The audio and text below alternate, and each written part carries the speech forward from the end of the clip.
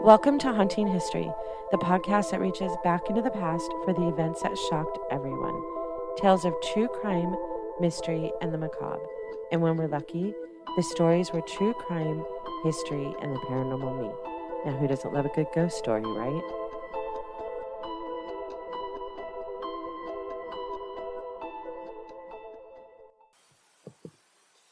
Welcome back to Haunting History Podcast. I'm your host, Kat, and I wanted to explain what we were doing in the month of December.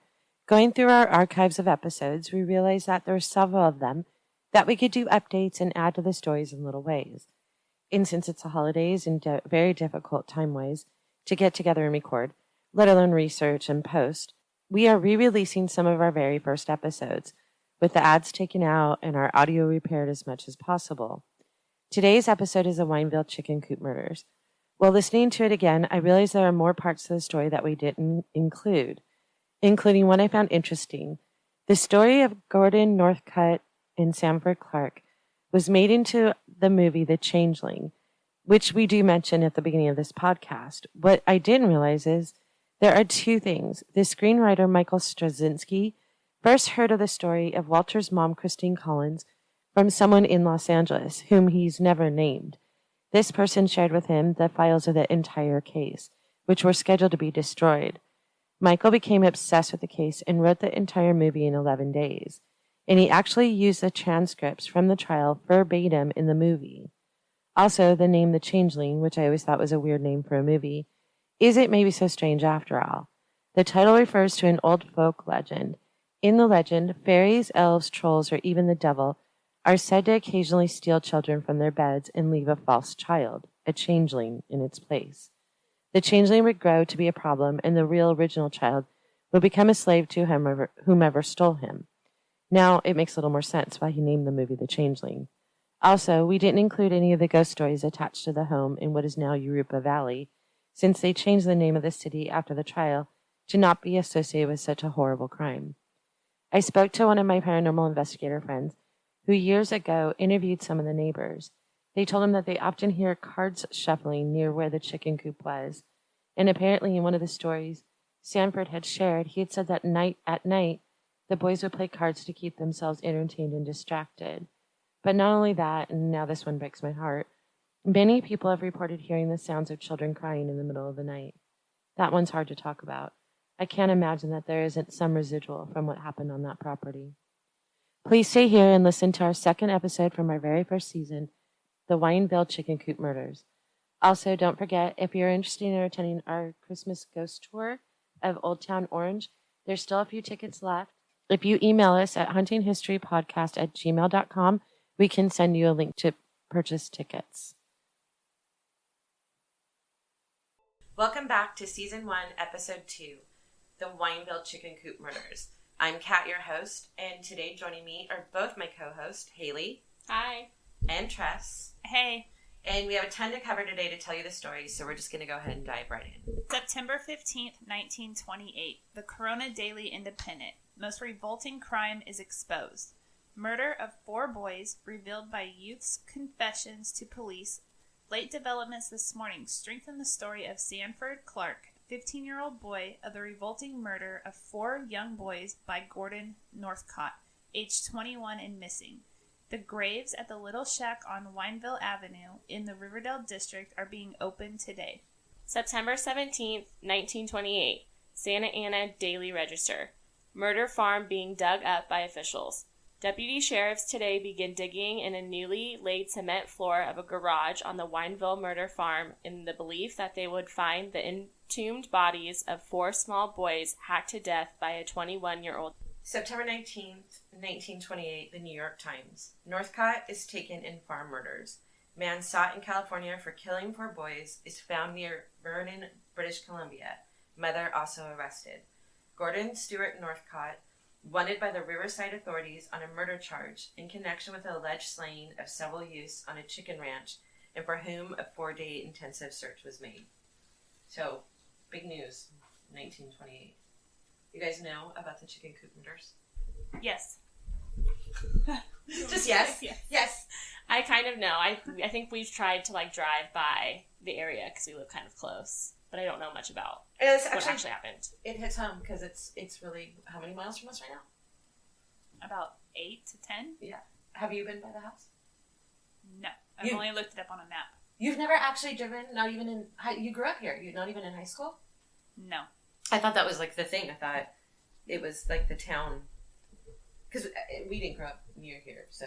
No, but is it actually all still standing? No, it's not. I believe they built a new house on the land. They did build a new house, and the old house was actually there, and I could have seen it in high school, and you could have seen it in high school when we drove by there. The original house was still standing until 2009, and then they finally tore it down, and part of the reason they tore it down was because every Halloween, more often than not, it was Halloween time, people would drive by and park outside and take pictures and try and get in the backyard. And so the house, we did a comparison yesterday on the computer of what the house originally looked like with the actual police department. We're standing outside of the house during the searches, and there's photos of that. And so the house is in the background, and pictures of the house in 2009. It's the exact same house. So I know for a fact the house was there in 2009, but if you compare it to now, even the roof line is different. So they actually, I thought maybe they only rebuilt the first section, but it looks like they raised the whole house and then rebuilt a new house. But it's still, the land is still the same layout. Like the house is almost the same distance from the street, and then you can see the backyard. Yeah. I don't remember this story until the movie Changeling with Angelina Jolie came out. Did you watch it? Yeah. It's creepy, but it's not, everyone always wants to watch it at Halloween. I don't think it's really a Halloween movie. It's not a horror movie. It's more the story of Walter Collins' mom, Christine, which I would have been flattered if Angelina Jolie was picked to portray me in a movie, but she doesn't look like Christine, you're a lovely mother, but she doesn't look like Angelina Jolie. But she was a telephone operator. So they kind of took license with the movie, but the foundation of the movie is pretty much the true story of what happened. The Chicken Coop murders were a series of abductions and murders of young boys that occurred in the city of Los Angeles and Riverside County, California between 1926 and 1928. The murdered boys, like Tressa told you from the newspaper article, were Lewis, who was age 12, and Nelson, who was age 10, Winslow from Pomona, and Walter Collins, the Christine that we were just talking about, her son, Walter Collins, from Lincoln Heights. He was only 9. And then there was an unidentified boy referred to through most of the stories as Mexican ranch hand. Other accounts say his name was Gonzalez. I don't think they still even know who that boy was. They just know that he was about 19 and that he was a Mexican ranch hand. Gordon Stewart Northcott, and he was age 21, and his mother, Sarah Jane Northcott, were arrested and charged with the deaths. The case received national attention for 2 reasons. The obvious was that there were children murdered, and 2, the Los Angeles Police Department had been under scrutiny for recent failures, which the recent failures are nothing compared to what they did with this case. I mean, it's unbelievable what they did to Walter Collins' mom. Gordon Northcott was born in Canada about 1906. I was trying to find a record of his birth. I believe it was either 1905 or 1906. He moved to Los Angeles with his parents, and his parents' names were Sarah Jane and George Northcott. They say that he moved here in 1924. Clearly, I've done like a ton of research on this. I don't necessarily believe that they moved here in 1924. I do know that in 1926, at the age of 19, Gordon Northcott convinced his father to buy him land and help him build a chicken farm. I don't know why a chicken farm, but that's what he wanted. And the news portrays the father as helping his son, that he bought him the land and helped him build this house. Other stories say that the father was actually terrified of his son and his wife, and he bought the house because he just wanted him away from him. But I can't find exactly where. The census records that I could find is back when Gordon lived with his parents. He was only 14 and they were still in Canada. I can't find the California one. And I'm sure it's there. I just, for whatever reason, didn't spend a lot of time on that portion of it. But the bottom line is the father bought him the property and then built the chicken farm on that property. And what was then called Wineville. You guys know that Wineville doesn't exist anymore. Yeah, it's like Harupa or it's the Ontario now. The actual address is now Harupa Valley. And what I didn't say when we talked about the house being torn down and rebuilt, I think the address changed. I don't think it's still... It was originally 6330 Wineville Avenue, but I think now it's just a couple numbers off. I don't think it's the same address. To build the house, Northcott had convinced his sister Winifred to let her son, who was Sanford Clark, come to California with them. And that's why it gets confusing, because supposedly they were already in California, and Sanford, I know, was still in Canada in 1924. So from what all the information I got is that Sanford lived with Northcott from 1926 to 1928 when he turned him in. I don't believe that he was here as early as 1924. He was as young as 10, but I think that he came in 1926. And what had happened is that Gordon convinced his sister that he needed help building the chicken farm and the house. So Winifred let her young son go with her creepy-ass brother to California to live. And there's, again, conflicting information. People say that some of the news accounts say that the mother is who saved Sanford, but it's not true. His mother, in the information that Sanford Clark gave, his mother was a horrible human being too. The whole Northcott, the mom, the dad, Gordon, the sister, were just batshit crazy. Did she know that he was murdering these boys? No, he hadn't. When she let Sanford come to California, he hadn't murdered anyone yet. Well, they say he hadn't. I kind of don't believe it. Whenever you're talking about a serial killer, I don't think it just suddenly happens one day. I mean, he killed 3 boys. Or 4 boys. They said 4, and he molested Sanford. So I don't think that he was the first. I think crap went down in Canada too, before he even came to California. And I think the dad knew. The dad was very aware that his kid and his wife were insane. I believe Sanford Clark came here in 1926. I think he was with Northcott living on the farm or building the farm back in 1926. Sanford told police that almost immediately upon arriving in California, Northcott started molesting him and raping him as early as 1926. So for 2 years, Sanford Clark lived with a man that was molesting him on a daily basis. Clearly, poor Sanford's mom didn't really care. And Sanford's grandfather, George, who was Gordon Northcott's father, clearly knew what was going on and didn't save his grandson either. He left his grandson with his son, knowing. How creepy is that? Like, you don't know.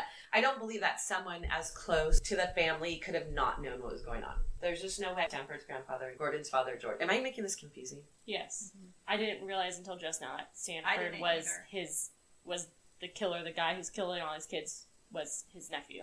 Oh, you didn't? No. It's just a lot of names. I get confused. Okay, so Sarah and George are the parents. Yes. Their children, they had 4 children. They had Winifred, who is Sanford's mom. They had the murderer, Gordon, and then there were 2 other brothers, which some news reports say that the 2 other brothers actually were put in insane asylums. God. One of them went to prison for murder at a different time, or was put in an insane asylum. I can't find that to be true, but they were all crazy. So Sanford is the son of Gordon Northcott's sister. Winifred. Or Wilfred, whatever. Winifred is his mom. And I don't believe if the grandfather knew that his son was doing what he was doing, the sister knew too. It's not like she didn't know. She let her son go. Where did the sister and the parents live when Gordon had this chicken farm? Gordon and both of his parents moved to California. They Yes. lived in California. And then they built the chicken farm. They bought and built the chicken farm. But did the parents live with Gordon? No. So he was living by himself just with his nephew. He was living by himself. That's what they're saying, is that the grandfather, Sanford's grandfather, Gordon's father, knew that Gordon was crazy, didn't want him in his house, so he bought him the property and built him the farm to get him away from him. And let his grandson live with him. Yeah, that's what I'm saying. Yeah. So if he was so afraid of him that he built him property and built him a farm to get away from him, why did he let his grandson live there too? Yeah, I don't know. That's what's creepy. So the media back then is the same as the media there. They get everything wrong and there's conflicting stories, but there's just no way. If George Northcott was terrified of his son, why did he let his grandson live with his son? He knew. And that's apparently the sister, okay, so family tree again. George and Sarah have a son, Gordon. They also have a daughter named Winifred. Winifred she has 4 children also.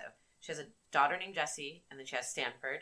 And then she had, I want to say, another boy, which I can't find a lot of information on. Winifred let Stanford come live in California, and Stanford's sister, Jessie, stayed in Canada. In 1928, Stanford's sister, Jessie, came to California to check on her brother. Now, Jessie and Stanford are the only normal ones in the family, from what I can understand. Jessie was getting letters from her brother, and for whatever reason, the letters scared her. And they don't say why. They just say that the letters were what made her travel to California to see her brother. Something in those letters. And she was 19 at the time that she went to go. She was only 19. And the mom didn't come to rescue Stanford, but the sister did. The sister came to California. She went to the chicken farm and just to check on her brother. She went and talked to Stanford, and Stanford originally was afraid to tell his sister anything. He didn't immediately run to his sister and say, look, this is what's happening. So that night that she arrived in California, when Gordon went to bed that night, Gordon Northcott went to bed that night, Stanford told his sister everything. He told her that he was being molested. He told her that they killed 3 boys, that 3 boys were buried on that property. And the timeline's a little wonky, but I guess the next day, Jessie tried to take Stanford with her. She wanted to leave the chicken farm and take Stanford, and Gordon wouldn't let her. And at this time, Gordon he wasn't keeping Stanford as, someone to injure or hurt. He was keeping Stanford because Stanford knew the truth. He knew everything.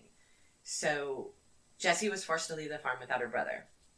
She went back to Canada, and she told the authorities what her brother had told her, that Gordon had murdered 3 people, 3 boys, that her brother was being molested, that he couldn't leave the farm, that he was being kept hostage.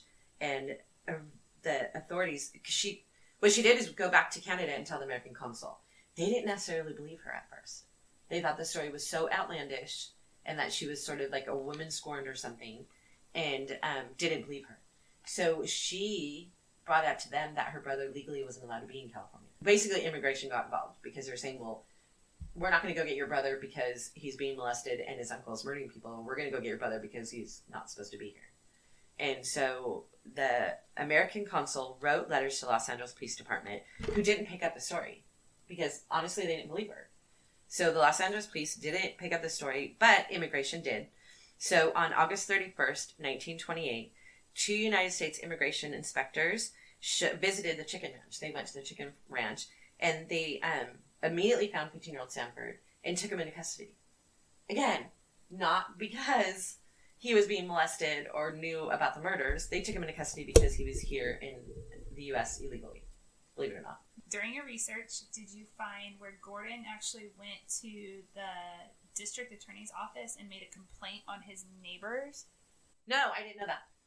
What did he complain? Well, he made a complaint on his neighbors, saying that they had profane and violent behavior, and that outbursts repeatedly upset his nephew.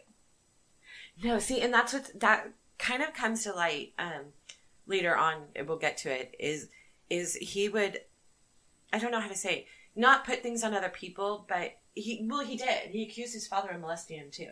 He would, whatever he was doing, he would say other people were doing. He projected, yeah. And he felt like if he confronted it head on and said, oh, I heard screaming in the night, and so people wouldn't think that it was, the screaming in the night was caused by him murdering people. Do you know what I'm saying? Like he would put it on other people. But to other people, to the people around the farm, they thought that, he was a great uncle and taking care of his nephew. And yeah, he told the attorney's office that his nephew was training for the priesthood. Oh, I didn't. I never found that. By tending to the chickens.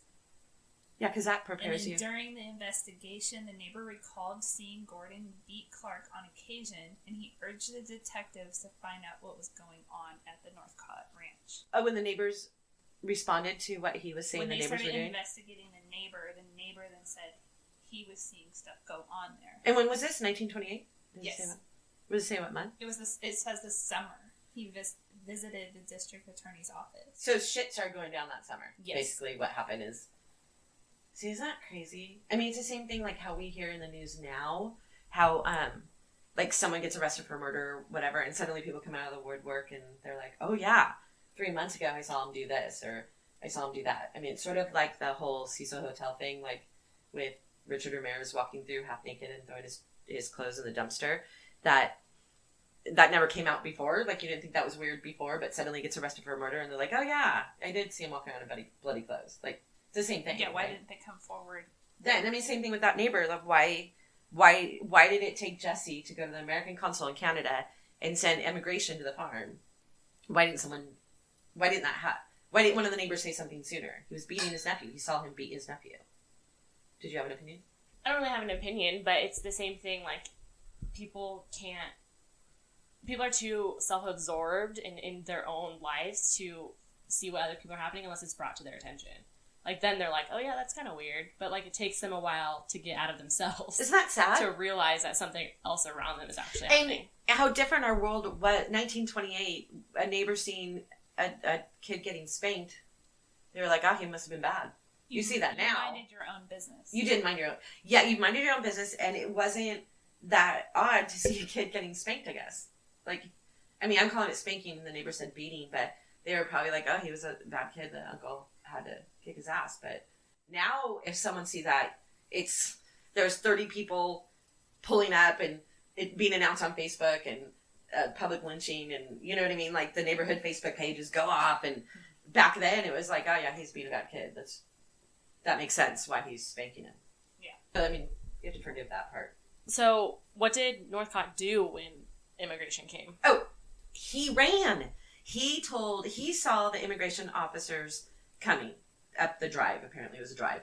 And he told Sanford quickly to stall the officers. He didn't know they were from immigration. He just knew that they were guys in suits.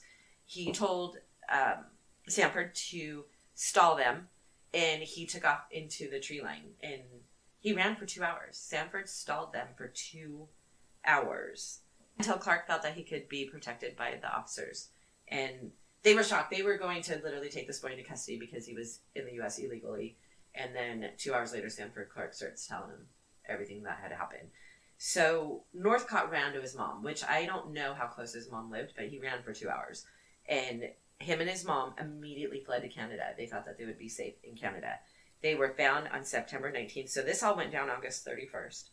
And then they were found September 19th by the Canadian police. And both of them were arrested. As the Riverside police were on their way to extradite Gordon and his mother, Northcott granted an interview to the Vancouver Daily Sun. Now, this is what you're talking about, how he told the neighbors, projected what he was doing onto the neighbors.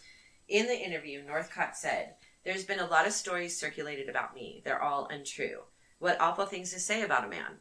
Some people have been suffering from too much imagination, and a lot of people will be sorry when this case is cleared up." He 100% projected that he didn't do all the things that he did. But he was so, I mean, I don't know the word, psychotic. He Mentally was disturbed? Yeah, he was a pathological liar. Like all the things that you are when you're a murderer, I guess. He went on to explain why he left, and this is the creepiest part. So the mom is originally portrayed as just being protective of her son, the mama bear. Turns out she's more like the mother from Psycho. Like, the father ended up testifying that the mom will do anything for her son. Anything. And that includes a couple of things, but he felt the same way about her. In the newspaper article, he said, "I had to protect poor little mother from this," which is just going to gross you out later when you find out what poor little mother did. "I had to protect poor little mother from this. I simply could not tell her of this. I couldn't let her know what they were accusing me of. If poor little mother had known of these charges, it would have killed her. So I kept it all from her, newspapers and everything. I was forced to hide them. I wanted to get her away to a safe place. Then I intended to go back alone and fight this thing." So he wanted people to believe that he ran to his mom and said, hey, let's just have them go to Canada today. And the mom said, okay. Like, that's not what happened. The mom decided, we're going to Canada. They're not going to be able to find you. It's a different country. They can't arrest you. And she protected her son. But he wanted people to think his poor little mother. I wonder, you mentioned that he said that his dad molested him. I wonder if it was really his mother. Because it sounds like a very sick relationship. I know it gets sicker than that. Later on, during the trial, the father got arrested too, by the way, the grandfather. Sanford's grandfather, Gordon's father, George, got arrested also. Because Northcott convinced people that his father had sodomized him starting at age 10.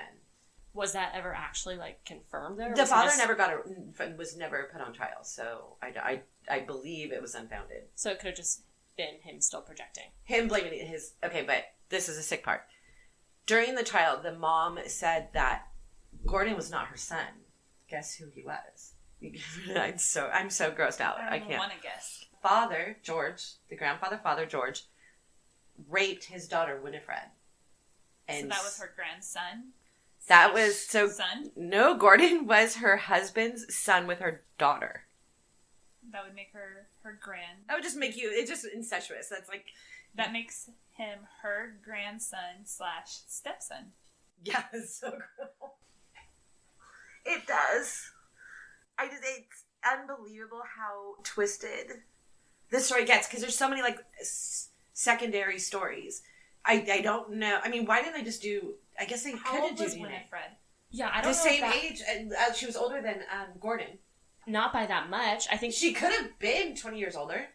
She wasn't, though. I think when she came to California, she was 19. I think Sanford was 15. She never came to California. Jessie came to California. Sanford's sister. That's what I meant. I'm sorry. I meant when Jessie was 19, she came to California to try to save Sanford.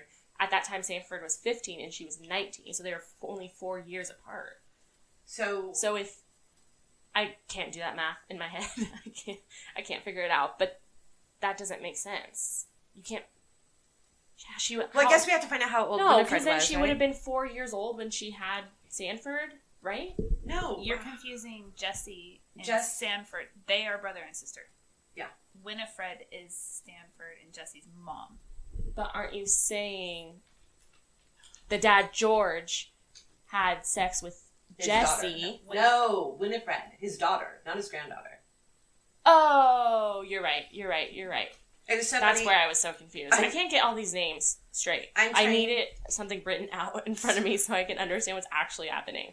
But if he was arrested, Gordon was arrested when he was 21, correct? Gordon was arrested when he was 21. And Jessie was 19.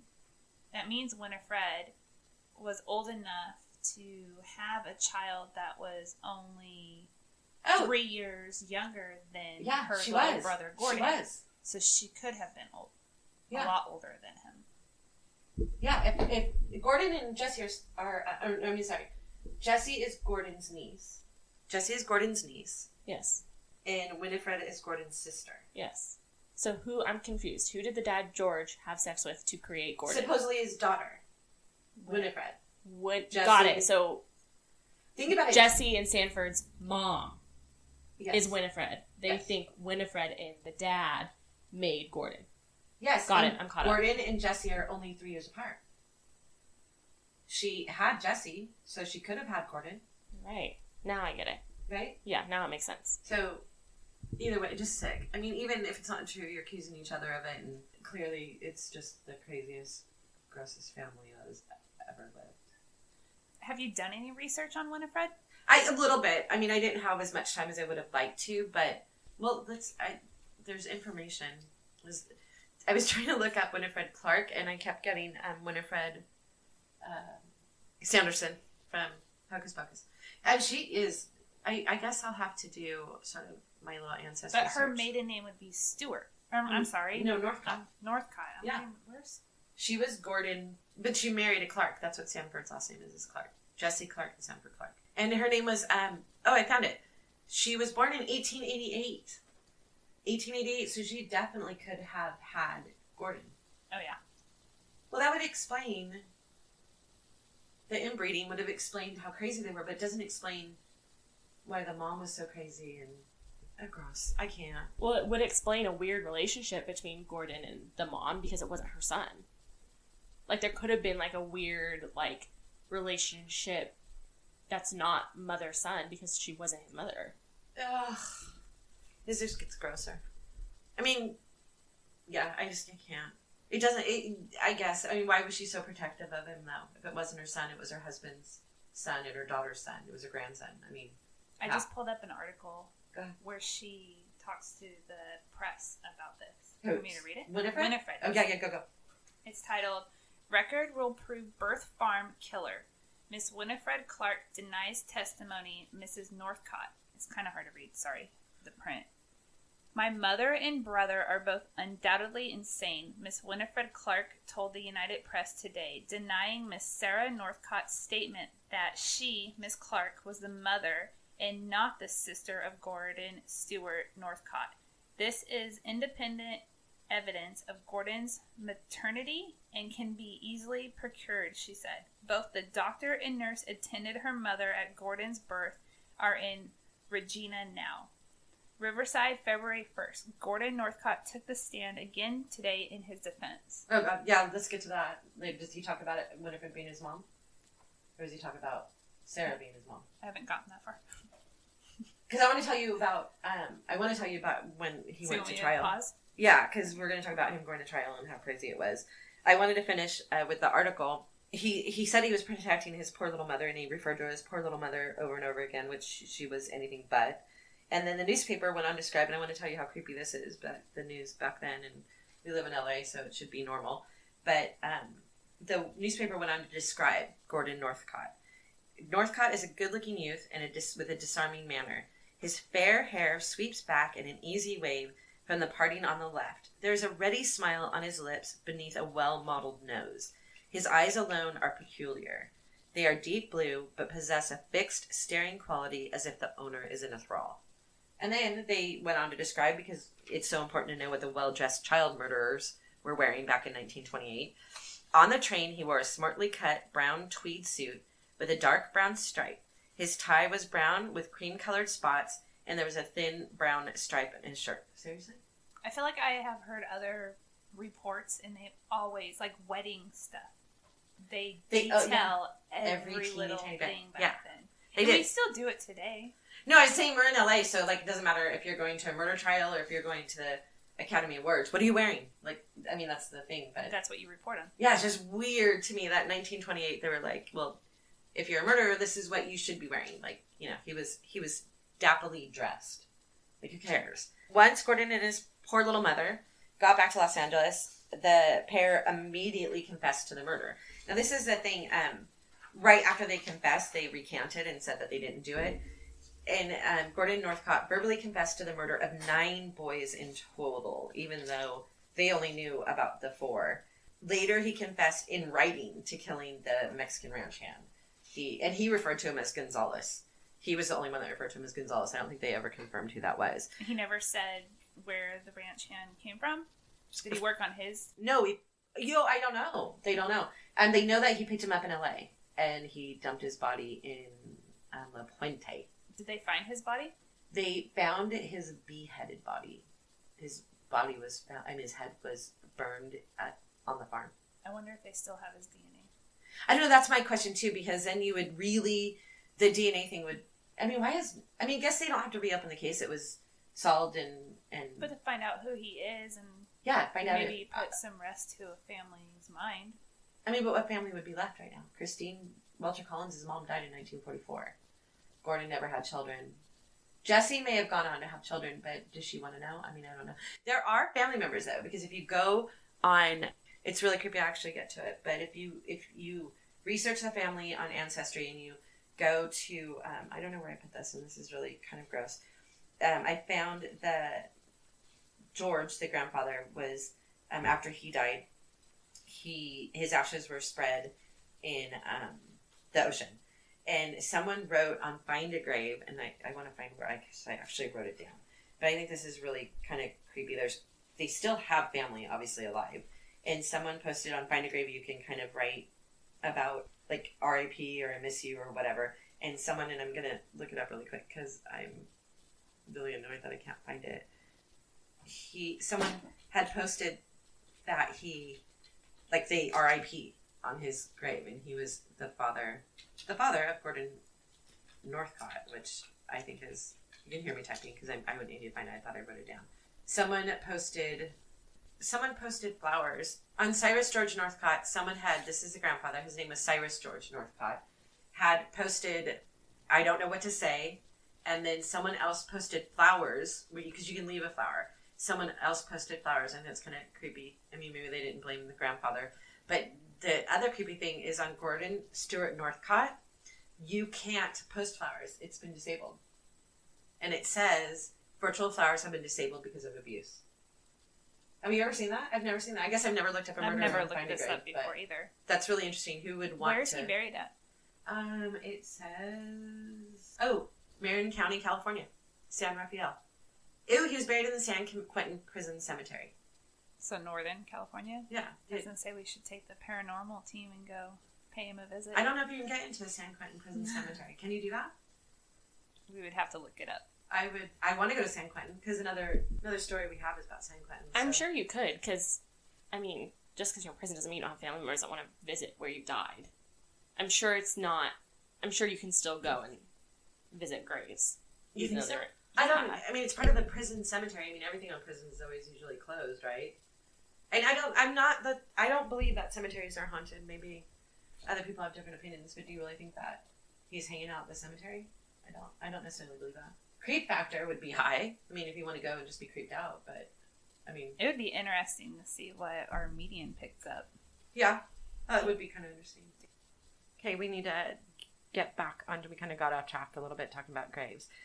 Gordon Northcott was charged and stood trial in January 1929 for the kidnapping and murder of Gonzalez, the Mexican ranch hand, and the Winslow boys. Northcott proved to be a frustrating subject, the news all reported. What he did was he kind of played with the police. He would tell them something, and then he would take it back, and then he would tell someone something. He changed his story all the time. He sent the police on wild goose chases. He sent them to different locations where bodies would be found, and they wouldn't find it. And then he dropped hints saying that he actually committed more like 20 murders or 30 murders as opposed to just the 4. And he was assigned a lawyer, and then he fired him. He got another lawyer, fired him. Got another lawyer, fired him. And then he finally decided that he was going to defend himself, which is what I wanted to get back to. He grandstanded a lot. He was super flamboyant all through the trial. He was 100% enjoying the notoriety of being the center of attention. Because, like you can imagine, the courthouse was filled with newspapermen and people just wanting to hear. Because back then you could just go to any trial. There were no such things as closed trials. So they had gallows and everything where people could sit and watch. And he was enjoying himself. He put himself... This is the craziest thing. And I want to find the court records. He put himself on the stand. Like, he was his own lawyer. Put himself on the stand. Asked himself questions. And answered them. Are you even allowed to do that now? Yeah, you can. Yeah, absolutely. You still can. I know you can represent yourself, but can you question yourself? Well, I think so, yeah. I'm sure you can. But can you even picture it, though? He would be like, and your name is? And he would say, Gordon Northcott. Like, well, yeah, he's crazy. He can do whatever he wants. I can picture him doing all kinds of crazy things. And what was the jury doing through all this? Were they just, like, this guy's crazy? Like, did he 100% believe that he was going to be able to prove his own innocence? Well, yeah, someone who decides to defend themselves and projects all these things on other people, the arrogance that person has is unreal. Yeah. And no one can touch them. They can do what they want. He accused the police of wrongdoing. He actually accused the families of families of the victims. He ripped them apart. He would say things about them and what they did wrong. And then he even accused the sheriff's department of certain things. Crazy. He really felt like he was on a stage. He brought his mother. He requested to have his mother on the stand. And she was actually in jail at the Tehachapi State Prison, which is still open, by the way, to testify on his behalf. In her testimony, she claimed that she was not his mother. This is what we talked about earlier. And that he was really her daughter's. I mean, yeah, she was not the mother of Gordon, that her daughter had actually given birth to him. And she used that. The reason why she said that is because she actually confessed to all the murders. She said she did them herself. Her son had nothing to do with it.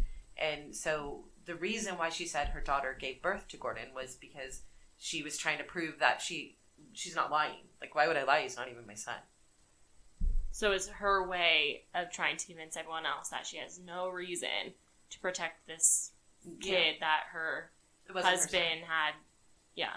She didn't want to be portrayed as, like, the mother-son thing. Like, the protective mother is what she didn't want to be portrayed as a protective mother, that she was lying because she was a protective mother, because she wasn't his mother. That's just so crazy. And she threw her husband under the bus, saying that her husband committed incest with their daughter. They were both just insane. I can't even imagine, like, watching that now. And none of this stuff was actually proved by anything. The dad says it didn't happen. The daughter, his sister, says it didn't happen. It was just the mom and... Yeah. Yeah. And DNA, again, I'm going to go back to the DNA because I'm all about the ancestry and the DNA. It would have been easily proven nowadays. And I'm curious why no one wants to prove it now. I would want to go back and find out. I would want DNA tests. But, I mean, you'd have to exhume the bodies and everything, right? Yeah. They wouldn't have done tests like they would do nowadays. I don't know. Then George took the stand. Like, I don't think... It's weird to me that Gordon would have put his father on the stand, but there's record of his father's testimony. His father said that he had seen evidence. So his father knew that his son was killing people. Evidence of the disposal of the bodies using fire and quicklime. In fact, George had actually taken a load of quicklime to Gordon. So he knew. He knew his grandson was staying there, and he knew his son was committing murders. And he never went to jail that I could find. So he's just as messed up.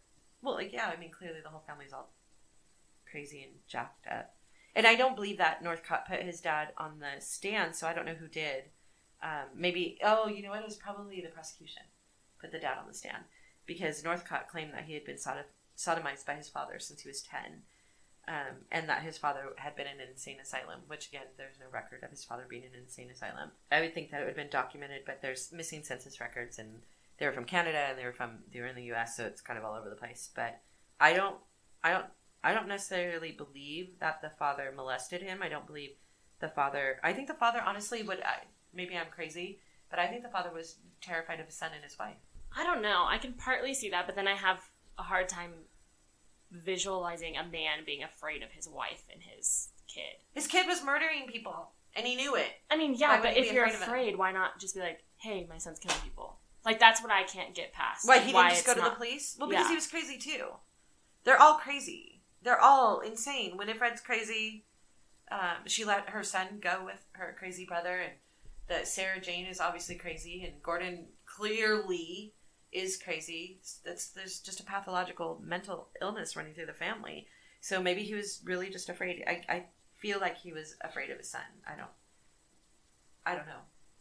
You guys did research too. Do you think he was afraid of his son, or he was part of it? I really can't say either. If he was afraid of his son, then why would he give him the line? He was afraid of him. He kind of did things. Why not just step away from the situation? He already had him out of his house. I don't know. It's the same as an abused wife, right? I mean, maybe he was an abused husband. Like, it's same abused wives, and they get afraid and they do things that they wouldn't normally do because they're terrified. Maybe he was just terrified of his wife and his son. I mean, they were all... And if he was still living with his wife. Yeah, he might have been afraid. Who knows? Who knows? I mean, clearly, he never went to trial himself. He never went to prison. He lived his life. He died... I don't remember, I just looked it up, but he died in 1944. So he went on to live from 1928, or the trial was actually in 1930. So he went on to live his life and died in 1944. Mom died in 1944. Did he also? The dad died in 1944 also. They both died in 1944. Okay. Like I said, Sarah initially confessed to all 4 murders. She testified that she was completely devoted to her son and would do anything that he asked. She was put on trial for Walter Collins' death. Only Walter Collins' death, by the way. Because I don't think I touched on that. When Walter Collins was being kept in the chicken coop, he was the third one murdered. The first one murdered was the Mexican ranch hand. And then the 2 brothers, Lewis and Nelson Winslow. And then Walter Collins. When Walter Collins, this Sanford testified to this, by the way. the night that Walter Collins was murdered, Sarah Jane decided that they all three had to partake in his murder. And the reason that she did that was because that way none of them could turn on each other. She forced Sanford to help kill Walter Collins. So she took the blunt end of an axe. And Gordon actually wanted to shoot Walter Collins, by the way. And his mom said no because the neighbors would hear. So she said, well, he's asleep tonight. We're going to go in the chicken coop, all three of us, and we're going to kill him. So she is the one who struck the first blow, killing Walter Collins in the head with a blunt end of an axe. Then she probably partaked in all of the killings. I don't think she's actually there. I think she was living with the husband. She knew her son was... I believe she knew her son was molesting and letting boys go. Originally, when he first came to California, he was molesting boys. I mean, we know he was molesting Sanford Clark, but he would also go pick up other boys under the ruse that he needed help on his farm. He would molest them and take them home. He didn't kill them. He didn't start killing until none of those boys came forward? 5 years after the trial, one boy came forward. Yeah, that wasn't something we would have probably talked to back then. No, the boys were looking for work. Someone offered them work. They got raped, and he would take them back home, which is really weird that he wasn't killing them at first. He was just molesting them and raping them and letting them go. And apparently the boys were too scared to say anything. I don't know how many there were. I mean, it could have been 3, it could have been 30. We don't know. So then we're like speculating that the mom probably knew everything that was happening, just like the dad knew. Yeah. Because obviously the dad knew. Yes, the dad knew. And they weren't necessarily helping him kill or get rid of these things besides supplying the lime or whatever the heck. But that she had to take in the last one? That's what I'm confused about. Why is she only involved in the last one? Why was she only involved? Because, I don't think anyone had any... I think Gordon was on his own. Gordon and...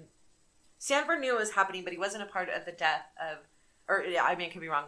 I don't necessarily believe that he helped kill. He knew about the ranch hand because he helped burn and crush his skull. And he knew about the Winslow brothers because he helped bury them. But he didn't participate in the actual killing of them. He only participated in the killing of Walter Collins. And I think what happened is that Gordon, and this is just one thing that I read, Gordon became attached to Walter Collins and wanted to let him live. And I'm sure that the mom saw his picture in the paper. She knew that her husband was helping supply quicklime. She knew that her son was doing something. And suddenly Walter Collins goes missing and his picture is in the paper from California to New York. She probably went over there specifically to see if he had Walter Collins. And that's why she forced Sanford to help kill him, because that would implicate all three of them, and it would guarantee in her mind that none of them would turn the other one in, that they all did it. So if you're going to say anything, you're going to be in trouble too. Yeah, all of that makes sense. And so she was implicated in the trial for just the murder of Walter Collins and subsequently sentenced to life in prison. But she only did 12 years. Just under 12 years, I think. She actually got out. And the reason that they didn't give her the death penalty was because of her age and gender. And she ended up dying in 1944. After a 27-day trial in 2 hours, only 2 hours of deliberation. I can't believe they needed 2 hours. Did they eat? Like, they only needed 2 hours to convict him? I mean, they needed a full 2 hours and not only 2 hours. I would have just been like, we don't need to go in the back. He did it. Yeah. Like, why did they have to deliberate for 2 hours? I'm thinking people needed potty breaks and a smoke break or something. After a 27-day trial and 2 hours deliberation, the jury found Northcott guilty of the murder of the Winslow boys and the Mexican teenager. He was sentenced to death in February of 1929. I want to kind of talk about the victims now. Sanford Clark. He was not tried for the murder. I mean, because technically all three of them murdered Walter Collins, right? So the DA's office decided not to try Sanford Clark for murder, even though he confessed. He told the truth. He told everything that happened. He told everything the night that Walter Collins died and why he died and how all three of them took part in it. But the DA decided, the DA's name, in it, if you read his story, the DA kind of took a shine to to Sanford Clark. The DA, his name is Loyal Kelly, believed that he was innocent and also a victim and not a willing participant, which is clear. Yeah, I would 100% agree on that. He was sentenced to 5 years in the Whittier State School for an experimental program for delinquent youth for rehabilitation. It was a new program that they had started at the Whittier School for Boys. It was for juvenile delinquents, And what they did was basically rehab them with love. They taught them they taught them a trade. They loved on him. He only, I think he just said they said he was incarcerated. It wasn't incarcerated. He was at the school for 23 months. So only less than 2 years. He went on to marry and live a very productive life, adopting 2 sons. And this is the sad thing. He adopted his sons. Do you want to know why? Have any idea? Sure. Can you guess? Don't know. He adopted his sons because he didn't want to carry on the family genes. Like, he was so disgusted by his own family and what had happened that when he married this amazing woman. The stories about his wife are just... He actually tried to commit suicide one night. She had called him down for dinner, and he wasn't coming, so she went to his room, and he was holding a gun to his head. And she took the gun out of his hand and said, "Get your butt down to dinner." And that was it. She loved him. She loved him and fixed him. And he spent his life... He felt guilty his whole entire life. And when he was on his deathbed, his son said, "I love you." And he asked him why. That's so sad. He's the one who turned in his uncle, but he felt 100% responsible for all those boys dying. And that makes me so sad. I mean, he was a good guy. He became a pillar of society. He worked in his church. He raised 2 sons that were pillars of citizens. You know, they were great people, and his wife was amazing, and he lived a good life, but he never got rid of the guilt that he had, even though he's a victim. I mean, it's victim guilt, clearly. It would be hard to get rid of that guilt. Yeah, you can. The story, there's so much more to read about Sanford Clark, and I highly recommend it. There's just a ton of information on him and what happened to him and how he went on. And then the Winslow boys, who were the first ones that were murdered, or they were the second. The Mexican farmhand was first, and then it was the Winslow boys. Lewis, age 12, and Nelson, age 10, were the sons of Mr. Nelson Winslow Sr. and Mrs. Winslow. They were abducted on March 16, 1928, from Pomona, California, on their way from a yacht club meeting. Northcott was convicted of kidnapping and killing them both. I mean, clearly he didn't... They were coming home from a yacht club meeting, so he wasn't picking them up to help on the ranch. He probably offered them money or food or whatever reason why these 2 boys would get in someone's car, I don't know.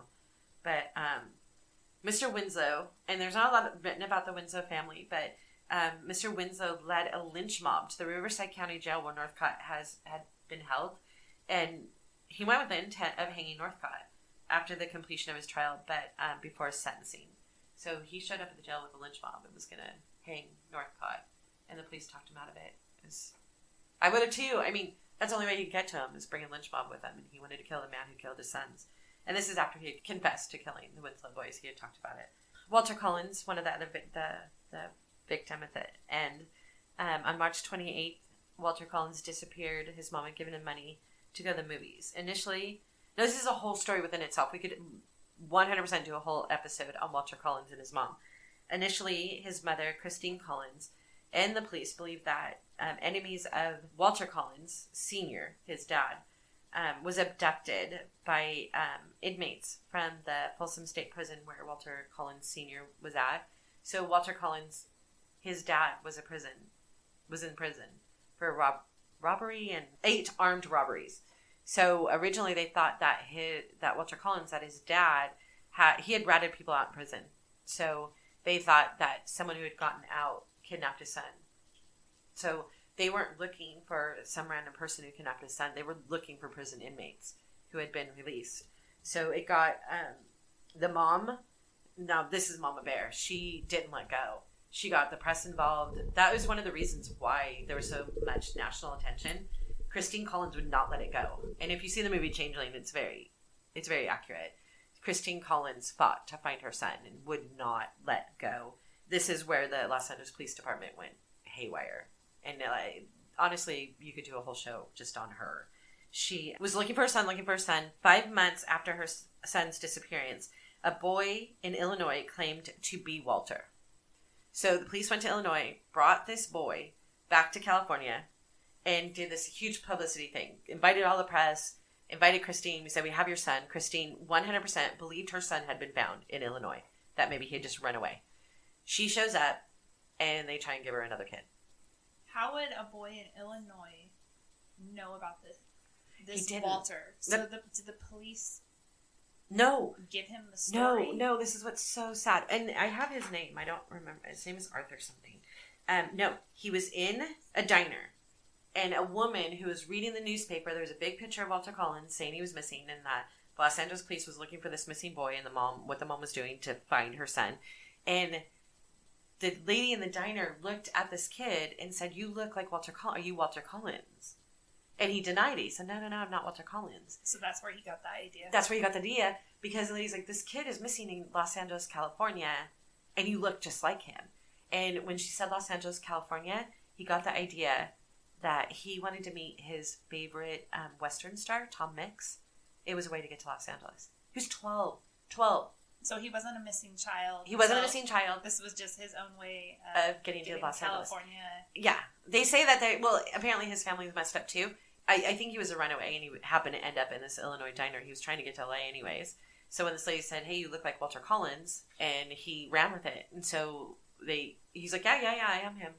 And he told a police officer that he was Walter Collins. So the police officer knew the story, because everybody in the nation knew the story, and called the Los Angeles police. The Los Angeles police went and picked him up, brought him back, staged this huge reunion, and Christine's like, "That's not my kid." But this little boy, this Arthur kid, kept insisting he was Walter Collins.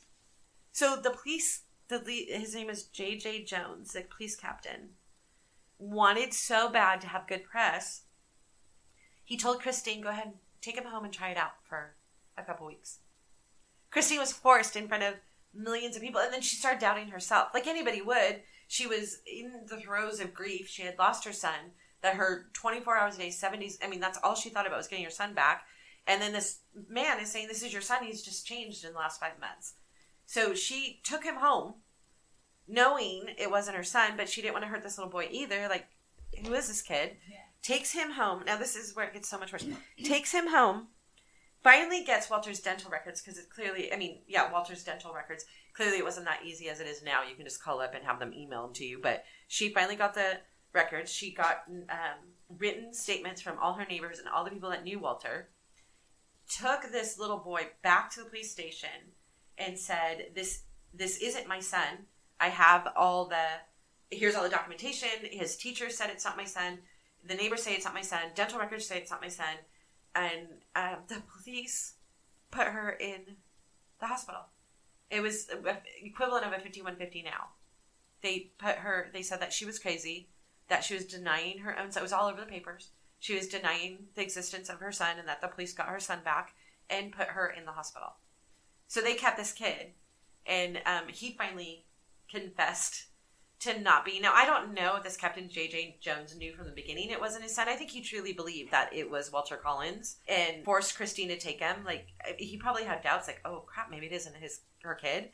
But he forced her to take him, and then the minute she said it wasn't her son, like, did he know for a fact it wasn't her son, or they probably thought she really had a mental breakdown. They could have. Having 5 months looking for her kid. Yeah, they could have. They could have, but he put her in the hospital. Basically, he had them take her away, like kicking and screaming. Put her in the hospital. She went into like a psychiatric ward. And then the boy confessed. "I'm not really Walter Collins. My name is Arthur. I just really wanted to meet Tom Mix." But they left her there for 10 more days.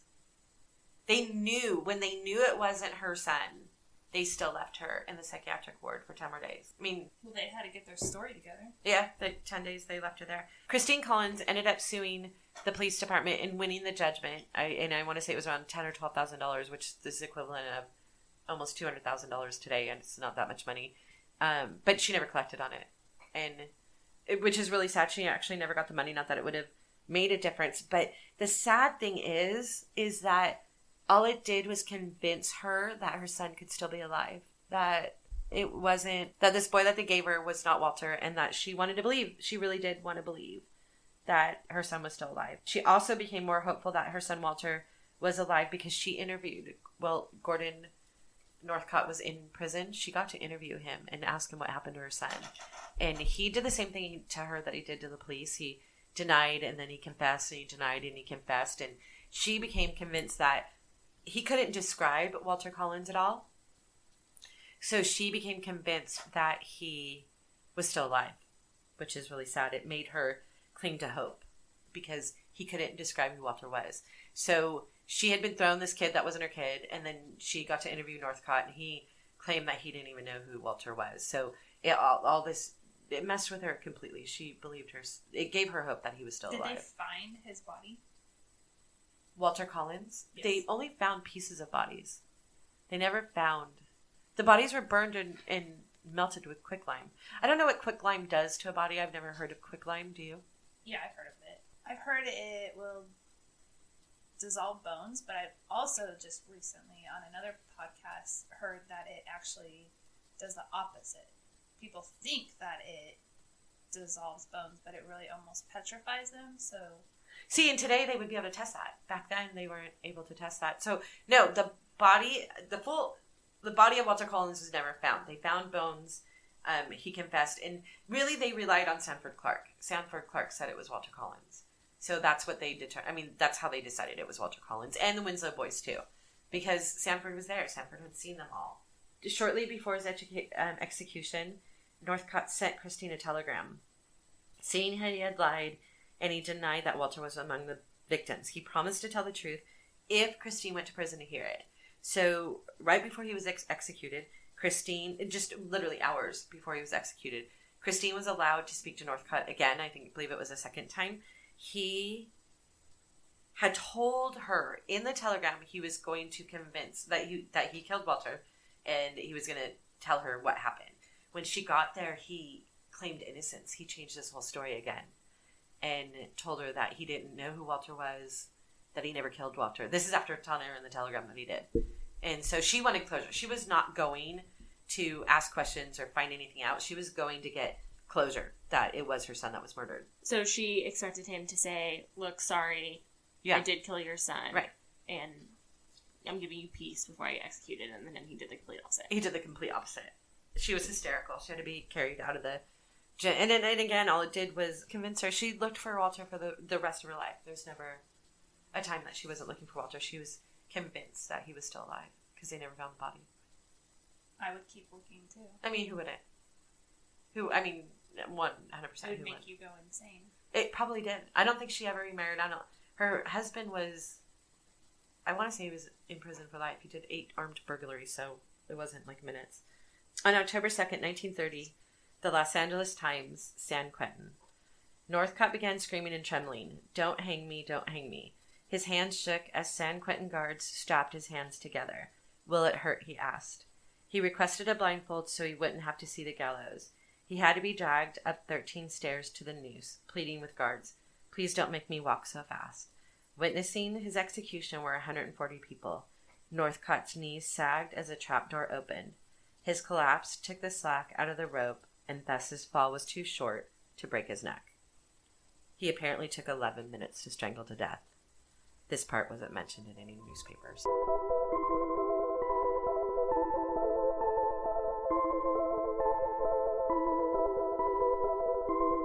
Thank you for listening to this episode of Haunting History Podcast.